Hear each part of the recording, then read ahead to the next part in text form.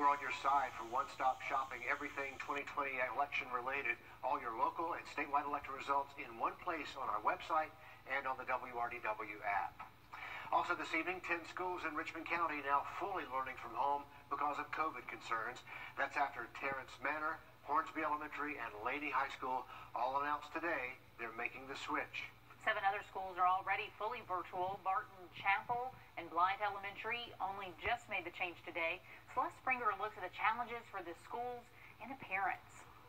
With less than a full day's notice, parents of students at Blythe Elementary School and Barton Chapel Elementary School are left trying to figure out what to do. They've just learned their students will now be learning from home.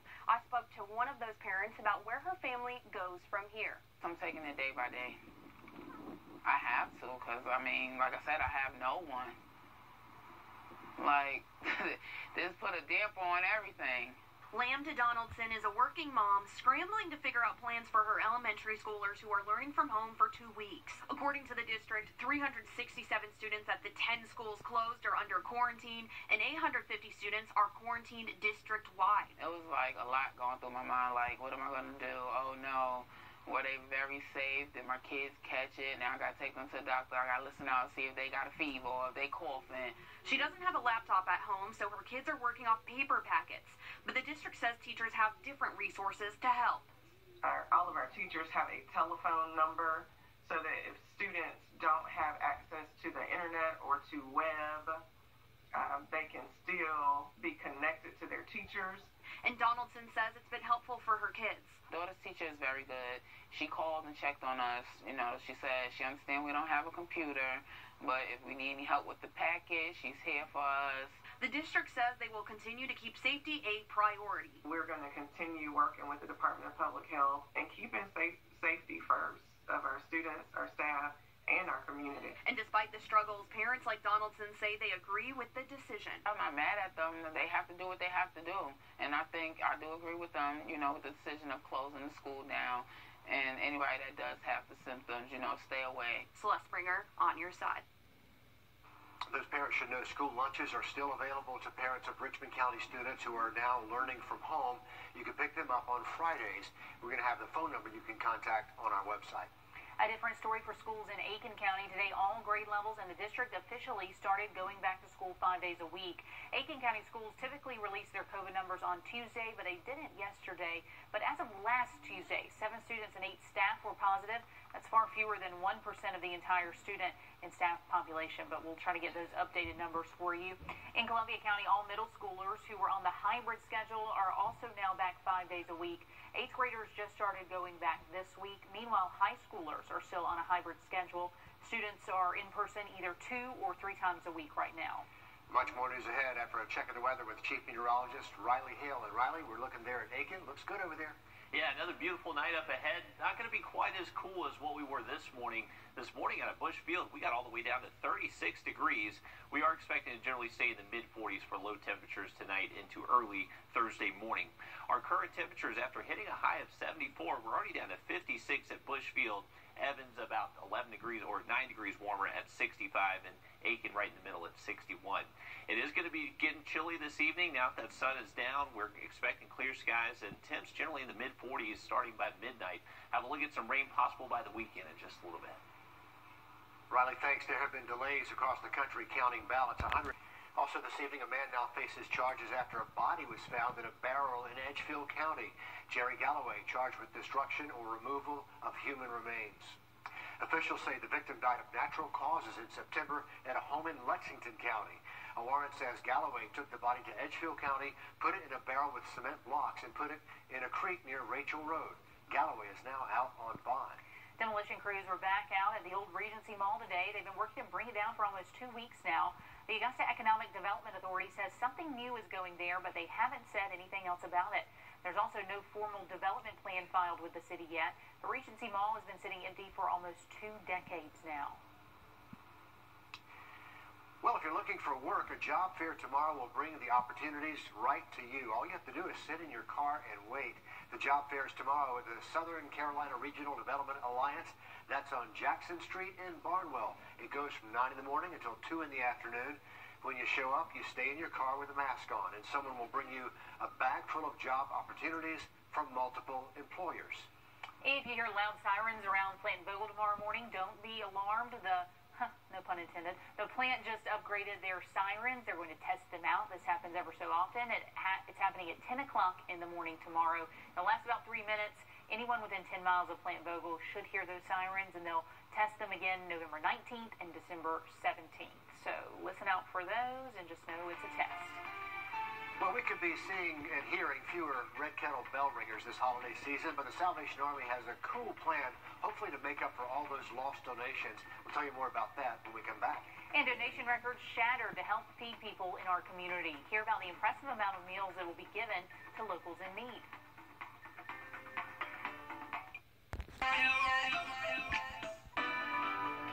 Join us this coming Sunday at 11 a.m. for Warren, A Way of Life, where you will hear biblical teaching from our pastor, David McKinley, worship from some of our worship leaders, and stories of what God is doing in people's lives here at Warren.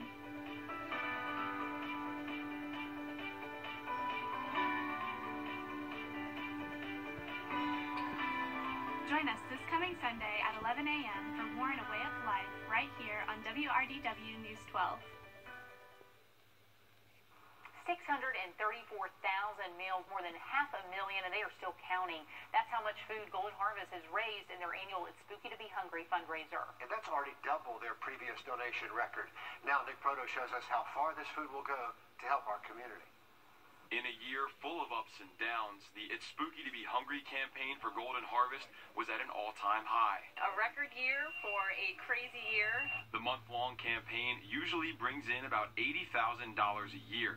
They raised their goal this year to meet the increase in need because of the pandemic. Our goal was $100,000, and we have brought in about $170,000, and we're still counting. They've been able to turn that money into 634,000 meals and counting. It is more than double what we usually have in terms of meals. It's phenomenal. This is 634,000 meals that we're excited to have to start off the holiday season, but it's just that. It's going to start off our holiday season. Golden Harvest gives out about 14 million meals a year, a little more than 1 million each month. So while they're excited about the number of meals from the campaign, they'll go fast. This being a record year, we're going to take these meals and we're going to burn through them pretty quickly. This year, the campaign went virtual for the first time in its 28-year history, and it was a game changer. This allowed people who maybe could just give $1 or just give $10 to really see that they could still make an impact. This wasn't an expression of our community being more generous. We have an amazing community. It was just us being a little bit more effective in how we gave. Alexander says they hope to make that a regular part of the campaign. And as the holiday season ramps up and the need increases, she's confident the community will come through again. The last thing anyone in our community wants is for someone to not have a happy holiday season. Reporting in Augusta, Nick Proto, on your side. And that is really encouraging news because the need has really never been greater. It really is, and right here at the holidays, great timing. Taking a look outside now at the gateway to Grovetown, a lot of traffic this time of day, and pitch black dark. It's still hard to adjust to for me. It's pretty crazy looking at that and seeing how busy it is, and you forget, yes, it is 6 o'clock. We're just very dark out there already. And since we are dark, we're seeing these temperatures cool off fairly quickly, already in the 50s if you live north of I-20. Here across the metro, we're 56 at Bushfield, but interior Augusta, Evans, we're still in the mid-60s. So we're going to see a good temperature divide in the next few hours, but everybody should be able to bottom out at least into the mid to upper 50s by early tomorrow morning. That would be mainly for the central and southern CS area that stays mid to upper 40s. But if you live north of I-20, maybe a stray location gets briefly into the upper 30s again. That would favor a place like Saluda that is projected to hit 40. Tomorrow afternoon, we're expecting these highs to maybe get a degree or two warmer than today. We'll likely see a few more clouds tomorrow afternoon as well, but it should stay fantastic out there. Mid-70s across most of the area tomorrow. We are expected to stay rain-free through Friday. As we roll into the weekend, we could see some showers, and those showers are actually going to be help-driven by Ada. This is now a tropical storm. It is sitting over Central America, which is why we've seen it rapidly detensify the last 24 hours. But as this system starts to turn towards the northeast the next 24 hours, it is expected to get back over the Caribbean Sea, which would provide enough ingredients there for it to develop back into a tropical storm.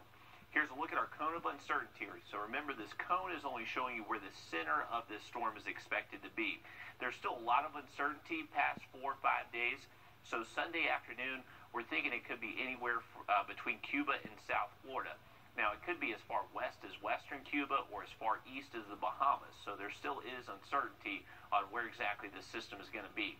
But we are seeing some better model agreement that later into early next week, we're expecting to turn towards the northwest. That would bring it into the Gulf of Mexico for a few days. So since this storm system is going to be approaching the southern U.S. as we head late in the weekend, early next week, it's going to be providing a steady onshore flow of moisture off the Atlantic Ocean. So we are anticipating the potential for a few showers both Saturday and Sunday, but not directly correlated with Eta. It's just kind of providing the wind to come off the Atlantic that could provide a few spotty showers, but it's not looking too widespread. I actually did lower rain chances a little bit for the weekend, so I don't want to necessarily put the alarm up for rain this weekend and have you cancel all your plans. I definitely wouldn't do that. There's the potential for a quick little passing shower, but it doesn't look too widespread. Riley, thanks. We just mentioned Golden Harvest, but the Salvation Army is expecting to take a big hit this year in their Red Kettle campaign. Because of the pandemic, you might not see as many bell ringers around town this holiday season. But our chief photographer, Gary Pecula, shows us the Augusta Salvation Army is trying something new to promote donations with a concert.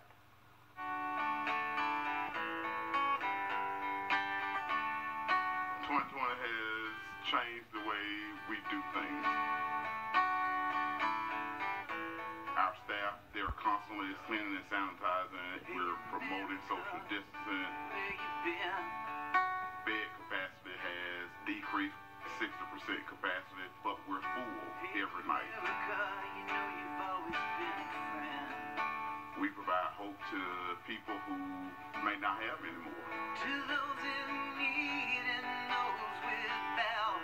They may have lost it all, financially, emotionally, mentally, but then here they come and they get the overnight lodging, but they also get to see the Jesus in each one of the staff members that works with them. Mountains are high, the rivers running through this nation, keeping watch over me, America.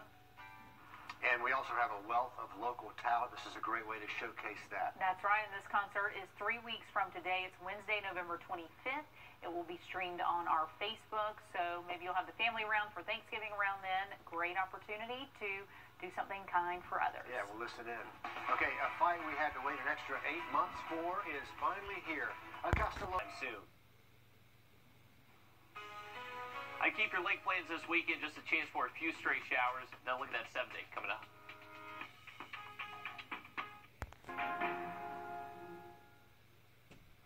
Nice weather expected to continue the next couple of days. Just noticing a few more clouds rolling into the region all the way through Friday, but staying dry. Heading into the weekend, we have the chance for a few stray showers. Not looking like a washout, though, so I keep your outdoor plans. Later next week, looking like a better chance to see some rain. And before we leave you tonight, breaking news, Natalie Payne has just conceded the district attorney's race, the incumbent upset by the Democratic challenger. We'll see you again right back here at 11 o'clock.